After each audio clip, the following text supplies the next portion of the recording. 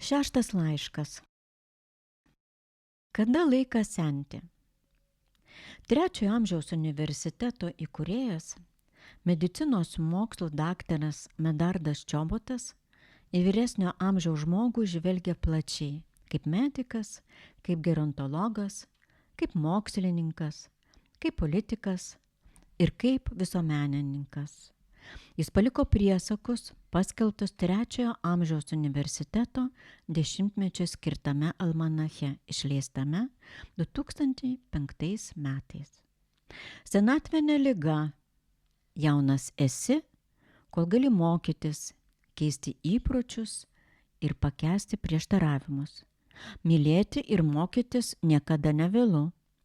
Graži ir darni senatvė neateina savaime. Jai reikia rimtai ruoštis visą gyvenimą, reikia ją susikurti. Iš Medardo Čoboto trečiojo amžiaus universiteto internetinio puslapio. Nesijaučiu sena. Genialumo paslaptis – atsinešti vaiko dvasią į senatvę, o tai reiškia niekada neprarasti entuziazmo. Aldosas Hakslis.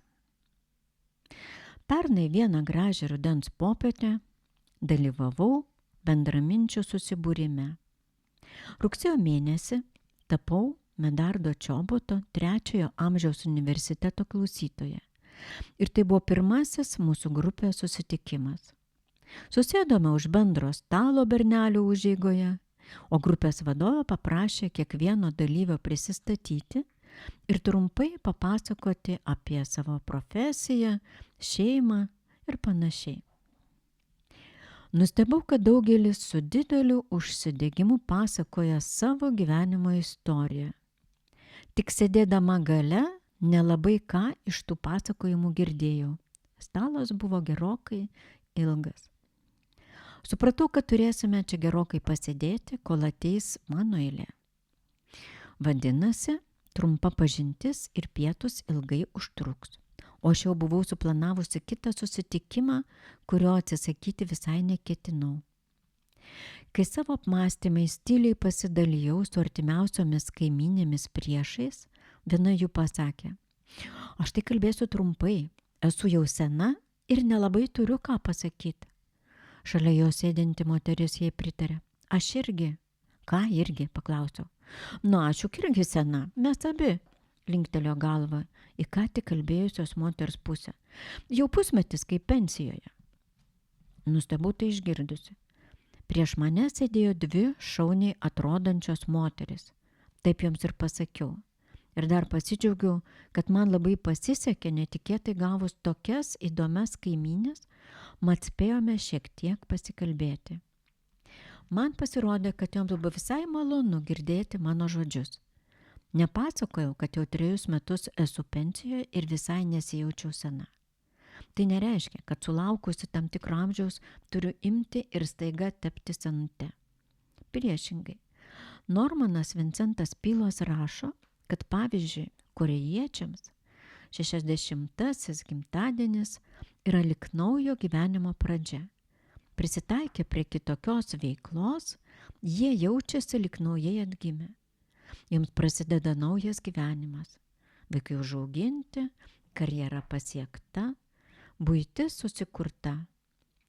60-mečiai jau gali gyventi taip, kaip nori ir daryti tai, kam iki tol nebuvo laiko ir sąlygų. Sulaukus tokio amžiaus nebūtina tapti senukais, kurie mąsto senatviškai, veikia senatviškai ir jaučiasi senatviškai.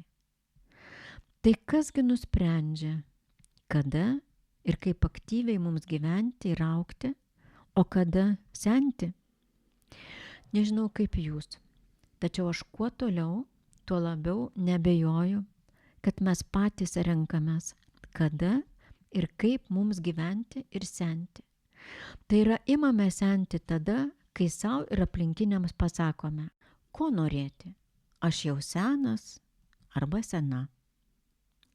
Linas Birbekas sako, kad 65 mūsų gimtadienis gali būti laikomas tam tikra senatvės pradžia. Nors kai kuriais atvejais tai gali būti ir nepastebima. Vis dėlto, bet kuriuo atveju mums reikės prisitaikyti. Tam laikui būdingas jausmas, kad artinasi senatvė arba to neigimas. Daugelis galime pajausti savo amžių fiziškai arba psichologiškai. Ir nors labiau pastebimas fizinis atvejis, vis dėlto Linas Birbekas pritarė, kad mūsų fizinė būklė didelė dalimi priklauso nuo mūsų psichologinės būklės. Tvirtas požiūris dar labiau sustiprino kūną, o neaktyvus protinis ir ar emocinis gyvenimas gali padaryti neaktyvų kūną. Jeigu esame atsitvėrę nuo naujų idėjų ir įvykių, tuomet vienišumas ir beprasmybė mus gali imti traukti žemyn, tarsi nuo solidaus šlaito. Teigiamas sprendimas, ką nors padaryti per gyvenimą, pasitelkus požiūrį niekada nevėlu, padės išvengti negatyvių jausmų. Pavyzdžiui, man šiame pasaulyje jau nėra vietos. Pasak Lino Birbeko, sulaukus 68 gimtadienio ateina metas, kai turi būti atlikta kas nors reikšmingo ir reikėtų pasinaudoti savo turtingą patirtimi bei didžiosios pasaulio išminties supratimu. Jeigu nugalės cinizmas ar rūpestis dėl menkų dalykų, gali būti, kad tada gyvenimas bus niūrus. Atrodys, kad gyvenimas buvo tarsi nevykęs ir beprasmis pokštas, kai beliko tik skustis ir gailėtis. Artėjant 72 gimtadieniui, anot Lino Birbeko, ateina palankus metas pasidalyti su kitais tuo, ko išmokome ar patyrėme. Gali būti, kad kai kurie mūsų dėl įvairių netekčių ir praradimų jausimės atitrūkę nuo pasaulio, tarsi izoliuoti, ir tas noras užsisklęsti tik didės, pasiduodant karteliui ir primant nuomonei, kad su senatve tarsi įgyjame antrarūšės klasės statusą. Kad ir kaip ten būtų, sako Linas Birbekas, dalymasis tai puikus būdas padaryti kaip galima daugiau šiame gyvenime. Net jei kažkas yra vienišas, turėtume sukaupti drąsą ir pasidalyti tuo, ką turime. Emocijomis, mintimis ar fiziškai. Ir tada pamatysime, kad gamta, kuri nemėgsta tuštumos, suteiks tai, ko mums labiausiai reikia. Tačiau turime atverti duris, kad galėtume priimti šias gamtos dovanas.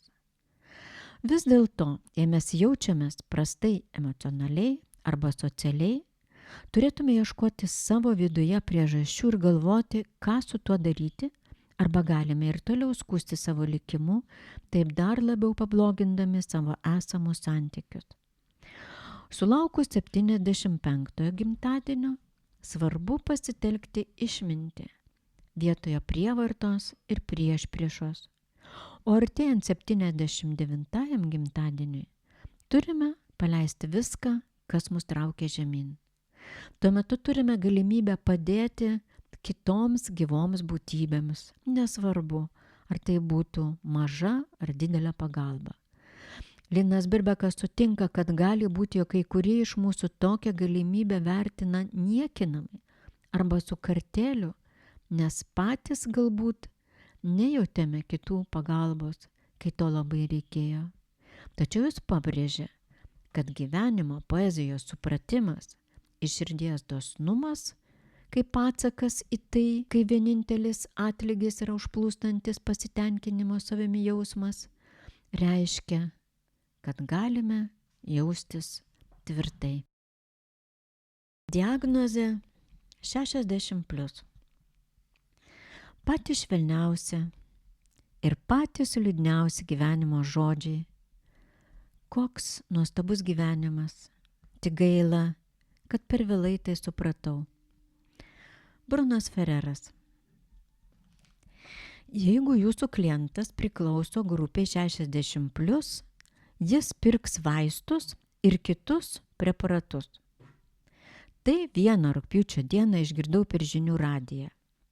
Patyręs pardavimo guru pasakojo, kaip svarbu verslui, net ir pačiam mažiausiam, žinoti savo idealų klientą ir orientuotis į jo poreikius.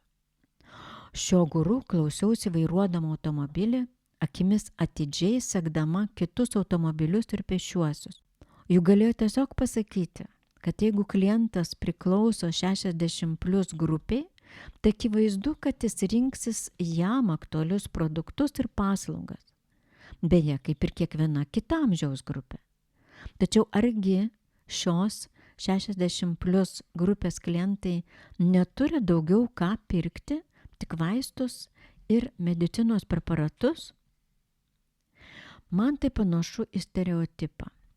Vyresnio amžiaus žmonės daug serga, jiems jau niekas neįdomu, jiems jau laikas užleisti vietą jaunesniems. Jie jau nurašyti žmonės. Pastebėjau, kad tas stereotipas kartais gali paveikti ir labai aktyvius, profesionalius ir smalsius žmonės. Vieną Liepos rytą kalbėjau telefonu su iš naujo per Facebooką surasta Neringa. Pažįstu ją kaip labai aktyvią, profesionalę ir smalsią. Neringa pasakodama apie savo darbus, veiklas ir atradimus netikėtai prasitarė, kad karantino laikotarpiu ją aplankydavo mintis, jog ji jau viską matė, žino ir niekas jau jos nebestebina. Prisipažino pagalvojusi, kad jau matyt sensta. Nenustebau tai išgirdusi ir papasakojau jai, kad prieš 4 metus panašios mintis ir mane lankydavo. Mat buvau pradėjusi sukti galvą, ką veiksiu, kai nebedėstysiu studentams, kai pasitrauksiu iš konsultacinės veiklos. Ką veiksiu ir kas aš tada būsiu. Dabar esu gana gerai žinoma savo profesinėje srityje, nepaisant amžiaus, bet kas aš tada būsiu? Pensininkė ir močiutė? Lyg ir pakaktų tos veiklos anūkais ir nuoširdaus jų pripažinimo ir meilės, bet dar norėjau būti reikalinga ir įdomi kažkaip kitaip. Ar tikrai tie 60 metai yra ta riba, kai mes pakliūvome į tam tikrą grupę, nepriklausomai nuo mūsų poreikių, sveikatos ir mūsų aktyvumo? Grupė, kuriai apibūdinti taikomi specialūs terminai, pavyzdžiui, senjorai, o kartais ir ypatingi apribojimai, pavyzdžiui, karantino metu. Tas stereotipas toks gajus, kad koks nors jaunesnis žmogus ima ir nustemba, sutikęs įdomų, smalsų, optimistiškai nusiteikusi ir pozityvę energiją trykštantį senjorą. Ne tik nustemba, bet apie savo atradimą dar praneša pasauliui, parašydamas kuriame nors socialinėme tinkle. Vienos merginos rašinį panašia tema rugpjūčio pradžioje skaičiau LinkedIne. Bet ko norėti iš jaunų žmonių, jei kartais ir patys vyresnieji sulaukia tam tikro amžiaus, save laiko jau kažkokiais kitokiais, pradeda rengtis kitaip ir mąstyti kitaip. Anądien iš Medardo Čoboto 3 amžiaus universiteto literatų fakulteto užsiėmimo išėjau kartu su kita klausytoja. Pagyriau, kad ji labai gražiai atrodo. Prie jos tamsių plaukų ir žibančių akių puikiai tiko ugnies liepsnos raudonumo apsiaustas, panašios spalvos rankinė ir batai. Ji padėkojo ir prisipažino, kad visą gyvenimą mėgo ryškius drabužius. Taip rengėsi ir dabar. Nors, tiesą sakant, neseniai iš bendramžio išgirdo žodžius, kurie privertė ją suabejoti dėl savo pasirinkimo. Mat jis išsakė jai abejonę, ar tokie ryškūs drabužiai tinka jos amžiui. Nuraminau ją, kad jie atrodo puikiai, patariau nesukti savo galvos dėl panašių komentarų ir papasakojau nesenai girdėtą istoriją. Vasaros pabaigoje kavinėje Legendinė Vaiva vyko susitikimas su Vyteniu Pauliukaičiu. Pasakodamas apie Lietuvos klipų kūrimo istoriją, Vytenis užsiminė, kad jis nuolat važinėja po mūsų šalį ir kalbasi su žmonėmis įvairiomis temomis. Kartą jis lankėsi viename miestelyje, kur rodė Linos Plioplytės filmą Amžinai stilingos. Dideliam jo nustebimui, kai kurie žiūrovai buvo kone pasipiktinę ir atvirai jo klausė, kodėl jis rodo tuos klounus. Kiti pritarė sakydami, jog nenorėtų, kad jų žmonos ir kitos moteris būtų taip ryškiai ir šaukiančiai apsirengusios. Supratau, kad ši istorija gerokai nuramino mano kolegę, nes atsisveikinome smagiai besijuokdamas. Paprastai nepraleidžiu progos pasidžiaugti sutiktos nepažįstamos moters išvaizda ar kokia jos aprangos detale. Džiaugiuosi, kad savo aplinkoje kasdien sutinku daugybę nuostabių, įdomių vyresnio amžiaus žmonių, kurie mėgaujasi gyvenimu. Vieni jų stebina įspūdingais paveikslais, karpiniais, nuotraukomis ir eilėraščiais. Kiti džiugina gardžiais kepiniais ar su meile išaugintomis sodo ir daržo gerybėmis. Tai kodėl vis dar gyvas tas stereotipas apie nuobodžius ir niurzgančius vyresnio amžiaus žmonės? Kai buvau jūsų amžiaus, stogais lakščiau, tai mano mamos žodžiai. Ji, sakydama tai, išpučia savo mažutes šnerves ir pakelia antakius, lyg norėdama vėl pasileisti stogais, bet nepasileidžia. Šiandien išgirdusi telefono ragelį šį jos kultiniu tapusi posakį, pirmą kartą sugalvojau paklausti, o tai kodėl nebelakstai, ar nebenori? Minutėlę, kitame laido gale buvo tylu. Supratau, kad klausimas jai buvo netikėtas. Pagaliau ištarė. Lakstyčiau, bet jaugi per sena. Buvau jai dėkinga, kad neįsižeidė, kad neužpyko ant manęs už tai, jog kišuosi į jos gyvenimą ir klausinėjau keistų dalykų. Patylėjusi, lyg tarp kitko tarstelėjau. Žinai, manau, kad ir dabar galėtum lakstyti, jei norėtum. Na, gal tik tiesą sakant, žemesniais stogais. Renkuosi nesenti. Nesenti reiškia neįsileisti į galvą senatvinių minčių. Brunas Ferreras. Pasirodo, nesąmoningai pasirinkau nesenti. Retkarčiais pavartau Lino Bilbeko knygą Kodėl esi, koks esi. Taip jau atsitiko, kad matyt per darbus ir rūpesčius knygą vėl atsiverčiau tik po geros pertraukos, tai yra būdama kokių 58 metų. Bevartydama knygą perskaičiau, kad sulaukus 51 metų ir 8 mėnesių jau turėjau galimybę patirti senėjimo pradžią arba gyventi labiau dvasingą, psichologiškai sąmoningą gyvenimą. Apsidžiaugiau, kad tada prieš maždaug 7 metus nesąmoningai pasirinkau nesenti. Gal todėl mano gyvenimas dėl amžiaus keitėsi labai mažai. Jaučiausi gerai, turėjau didelę profesinę patirtį ir daug žinių, tačiau niekada nemaniau, kad jau viską žinau. Aplinkui viskas taip sparčiai keitėsi. Nenorėjau atsilikti, tad ir toliau mokiausi. Stengiausi ir toliau išlikti atvira pokyčiams, nesureikšmindama savo amžiaus ir turimos gyvenimo patirties. Savo tolesniu gyvenimu rimčiau susirūpinau, būdama 61 metų. Ėmiau svarstyti, kągi man toliau daryti ir kokį gyvenimo kelią pasirinkti. Tuo metu dirbau personalo vadove Vilniaus universiteto tarptautinio verslo mokykloje. Turėjome integruoti tarptautinio verslo mokyklą į Vilniaus universitetą. Mokyklos integracija sutapo su mano pensiniu amžiumi.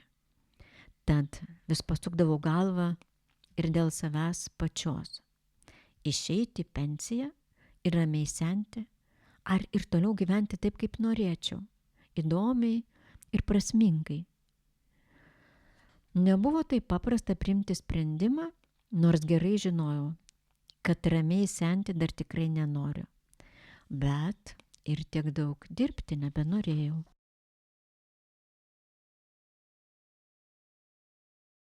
Stabdau arklius. Sustok šią akimirką, palik savo darbus ir apsidairyk aplinkui. Tomas Karlailis. Pagaliau nutariau, einu į pensiją. Pasilieku tik nedidelę dėstytojos krūvio dalį verslo mokykloje, kad neapsamanočiau namie, kad į žmonės išeičiau, su jaunimu pabendraučiau. O iš tiesų tai giliai širdyje bijojau, kad nesugebėsiu gyventi be savo įprastos ir labai įdomios veiklos, be man įprasto, gan didelio gyvenimo tempo. Šiais apmąstymais pasidalijau su savo vaikais ir artimais draugais. Nustebau, kad mano vaikai ir daugelis mano draugų netikėjo, jog aš taip staiga imsiu ir stabdysiu arklius. Kai kurie jų tiesiai šviesiai sakė netikintis, kad taip imsiu ir atsisakysiu man patinkančio darbo su žmonėmis. Tik vienas kitas palaikė mane sakydamas, kad man pagaliau reikia pagalvoti apie save, savo gyvenimą ir sveikatą. Tuo metu, kai mąsčiau apie savo tempo lėtinimą, viena centro poliklinikos gydytoja, pas kurią apsilankiau pasitarti dėl šiokių tokių sveikatos problemų, pasakė, o ko jūs norite? Jūsų amžiuje? Tai žinokit, normalu. Bet man tai netrodė normalu. Netrodė normalu jaustis prasčiau vien dėl amžiaus, juo labiau, kad tai sako mano amžiaus gydytoja. Grįžusi namo ilgai tyrinėjau savo veidrodį, kur parašyta, kiek man metų. Na taip, gydytojai nereikėjo spėlioti, ant jo stalo gulėjo mano medicininė kortelė. Ačiū Dievui, ne visi gydytojai mano, kad vyresnio amžiaus žmonėms normalu blogai jaustis. Pavyzdžiui, mano odontologė Jolanta, nuostabi jauna gydytoja, reaguodama į mano pasirinktą ne patį geriausią dantų gydymo ir išlaikymo būdą, švelniu balsu pasakė, pagalvokite, jūs dar tokia jauna moteris. Ir aš pagalvojau, jeigu jau renkuosi nesenti, tai taip reikia ir gyventi. Nenoriu pasakyti, kad apsimesiu jauna ir visomis išgalėmis imsiuosi jaunintis, bandydama nuslėpti savo amžių. Ne, kalbu apie požiūrį ir apie pasirinkimą gyventi. Jei ne ta jauna odontologė, būčiau pasirinkusi gydymo būdą labiau atitinkantį mano amžių, bet ne mane, ne mano poreikius ir mano gyvenimo būdą. Kaip tik tuo laiku duktė, paauginusi savo antrąjį sūnelį iki 1 metukų, nusprendė keisti darbą. Išnaudodama pasitaikiusią galimybę, aš taip pat nusprendžiau keisti profesiją ir pradėjau dirbti močiute. Mažylis buvo labai judrus, nuovokus ir smalsus. Abu mokėmės vienas iš kito. Jis augo, tvirtėjo ir didino savo tempą. Aš priešingai mokiausi lėtinti. Nauja veikla man patiko ir visai gerai sekėsi. Tačiau metams įpusėjus supratau, kad man dar nesinorėtų visą laiką dirbti močiute, kad ir kaip keistai tai skambėtų. Vėl į trasą. Joks progresas nevyktų, jei visos įmanomos kliūtis būtų panaikintos iš anksto. Samuelis Johnsonas. Netrukus anūkėlis pradėjo lankyti darželį. Na, o aš vėl džiaugiausi, turėdama didesnį dėstymo krūvį verslo mokykloje ir nemažai projektinės veiklos. Šalia viso to dar ir trigubas džiaugsmas. 3 maži, mėly anūkėliai, iš kurių 2 gyveno čia pat, už gretimų durų. Kai orams atvėsus kuris nors iš jų imdavo kosėti, vėl prireikdavo mano pagalbos pabūti su mažaisiais ligoniukais. Buvo visai nesunku iš ryto pabūti močiute, tada tapti dėstytoja.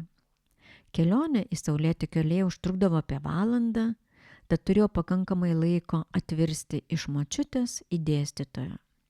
Vis dėlto, jei tą dieną tekdavo užsiimti dar ir konsultacinę veiklą, tai jau tapdavo šiokiu tokiu iššūkiu. Draugai, kurie abejojo mano tempo lėtinimu, kikeno, ir aišku, jie buvo teisūs. Šiek tiek pasikeitė pareigos ir veikla, bet ne tempas. Kartą susirgo Karolis, mažasis dukters sūnelis. Ji paklausė, gal ryte galiu nuvežti vyresnįjį Martyną į darželį Ginėtiškėse. Paskaitos turėjo prasidėti 9 valandą, tad prieš paskaitas turėjau užtektinai laiko nuvežti anūką į darželį. Tačiau tą rytą gerokai pasnigo ir gatvėse strigo eismas. Automobiliui lėtai šliaužiant per Avižienių supratau, kad geriausiu atveju mudu galime spėti nuvažiuoti tik į vieną vietą – į darželį arba į paskaitas. Paskaitų atšaukti negalėjau, tad liko vienintelė išeitis – abiem keliauti pas mano studentus. Kai tai pasakiau Martynui, jis labai apsidžiaugė. Pažadėjo pabūti su verslo mokyklos akademinėmis konsultantėmis, kol aš baigsiu paskaitą. Kaip ir įtariau, anūkas pakeitė savo sprendimą vos tik įžengėme į verslo mokyklą.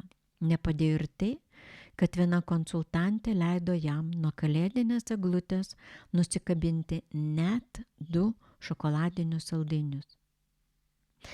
Ta rytą auditorijoje prieš anglakalbius studentus stovėjome dviese.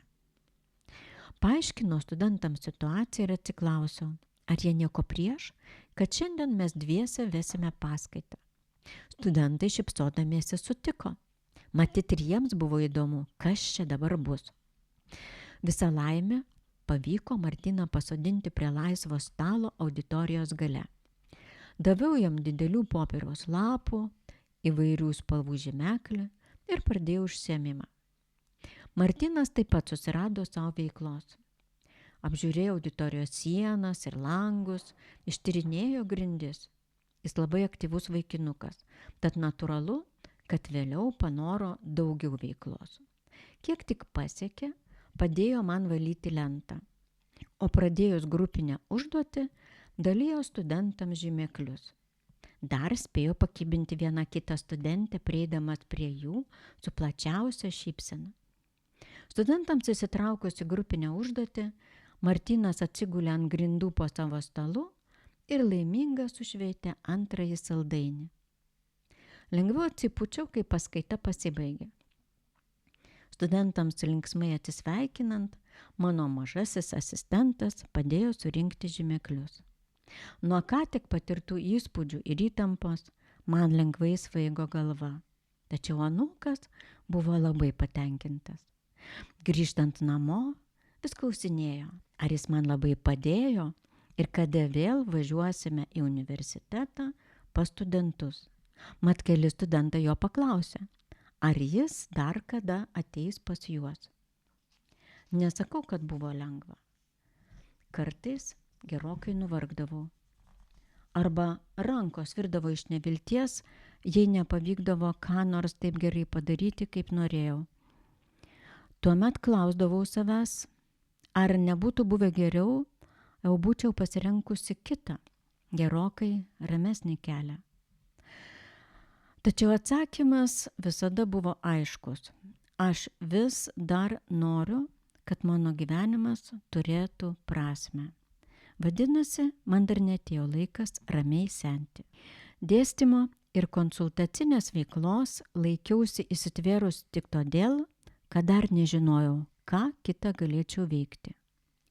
Knygos rašymas ir projektinės veiklos su rizikos grupėmis atvėrė man naują galimybę padėti žmonėms pažinti save, suprasti, kas jam trukdo gyventi laimingą ir įdomų gyvenimą, bei padėti įveikti tas kliūtis. Ar bent jau užvesti juos ant pokyčių kelio. Vilija. Jaunystė neturi amžiaus.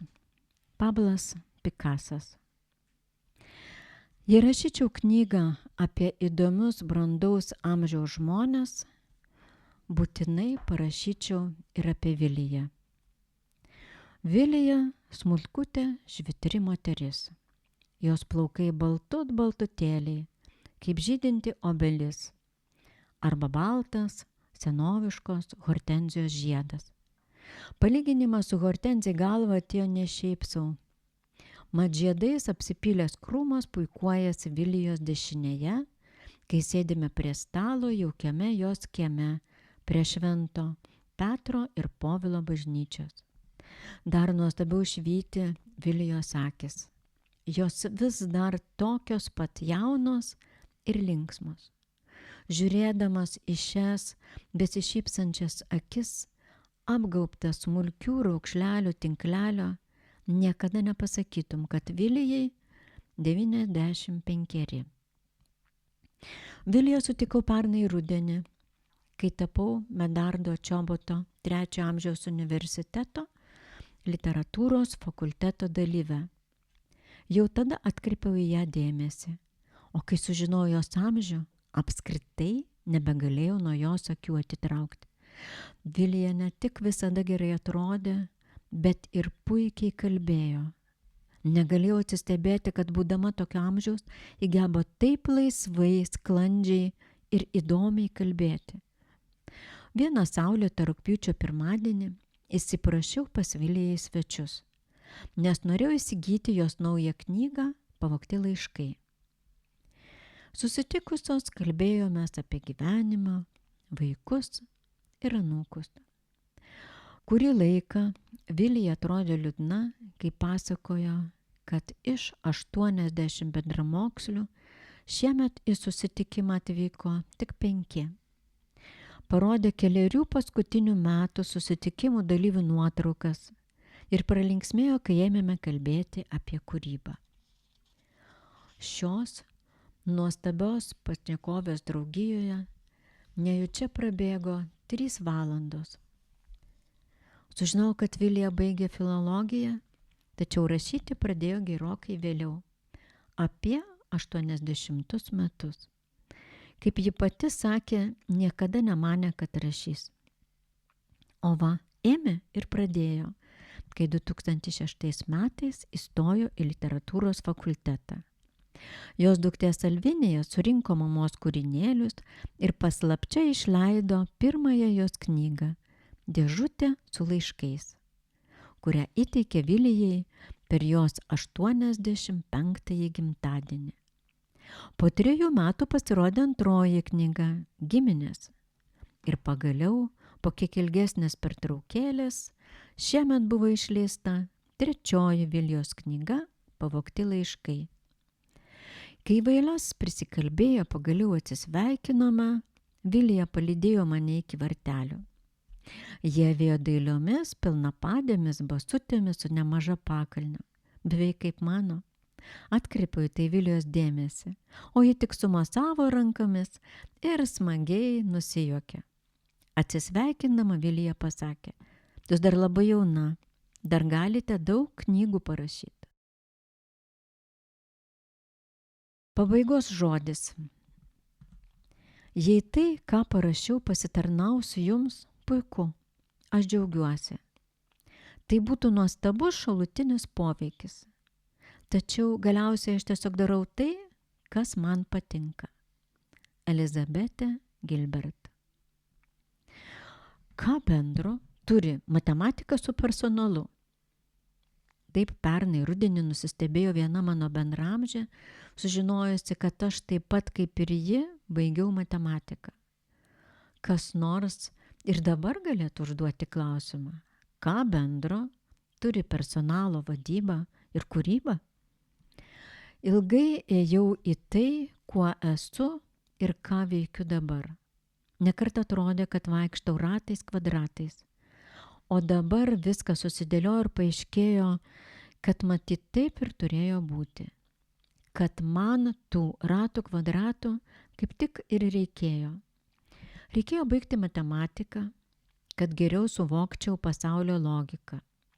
Reikėjo padirbti su žmonėmis, kad geriau suprasčiau juos ir save kartu. Kad jų dėka sužinočiau ir išmokčiau tai, kas dabar man pravers naujame mano gyvenimo etape. O dabar matau save kaip kūrėją. Jaučiu, kad rašyti moku ir galiu, tad belieka mokytis rašyti taip, kad patiktų ne tik man, bet ir kitiems. O argi to galima išmokti nerašant? Taigi rašysiu. Rašysiu suaugusiems, bet vieną knygą skirsiu vaikams. Dar labai noriu parašyti bent keletą romanų. Savo mintimis ir toliau dalysiuosi Facebooko paskyroje Virsme. Tai dar vienas mano iššūkis. Mat sau ir kitiems ilgą laiką sakiau, kad nesu socialinių tinklų žmogus. Peržengiau šį barjerą, supratusi, kad rašydama rašinius į Facebooką galiu mokytis rašyti. Be to matysiu, kaip skaitytojai reaguoja į mano kūrybą. Dar matau save kaip gyvenimo ar asmeninio tobulėjimo kaučerę. Sutinku nemažai žmonių, kuriems reikia įkvėpimo, padrąsinimo ar pagalbos, kad nebijotų siekti savo tikslo. Per pastaruosius porą metų supratau, kad noriu ir galiu tai daryti. Noriu dalytis su kitais savo žiniomis, patirtimi, dalytis tuo, ką sukaupiau, įgijau ir išmokau per daug metų. Autorė Nijolė Kudabinė, garso režisierius Jaroslav Sankovski.